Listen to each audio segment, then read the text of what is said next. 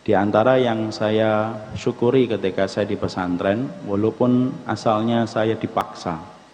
Ketika saya di SMP, saya mendapatkan nilai yang agak tinggi.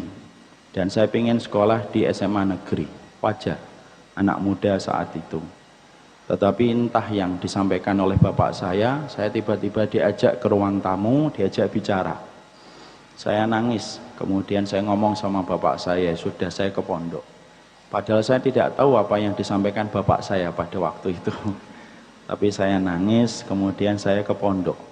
Dan salah satu di antara fase kehidupan yang selalu saya syukuri itu ketika berada di pondok. Kenapa saya bersyukur ketika saya berada di ma'had?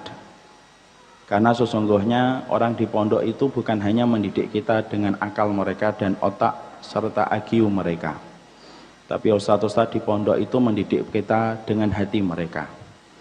Dan kita paham pendidikan anak itu bukan hanya membutuhkan akal dan IQ, tapi membutuhkan keimanan yang berpusat pada hati.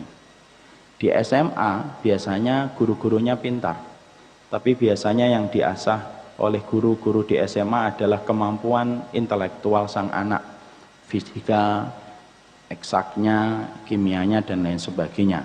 Tapi biasanya mereka tidak pernah mengasah hati anak-anak SMA. Tidak pernah ditanya, tadi malam sholat tahajud nak? Pertanyaan yang mungkin tidak kita dapatkan di SMA.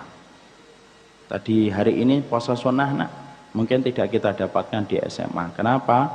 Tanpa mengurangi pahala bagi setiap guru yang mengajar, biasanya guru-guru SMA itu hanya mengasah kemampuan otak sang anak, tapi tidak mengasah kemampuan hati dan iman sang anak.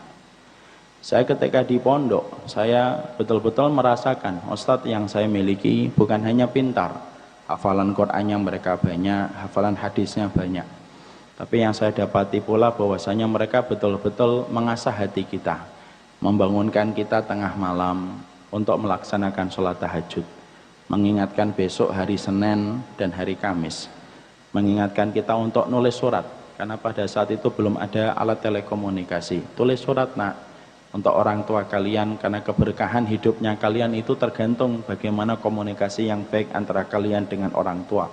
Nulis kita surat.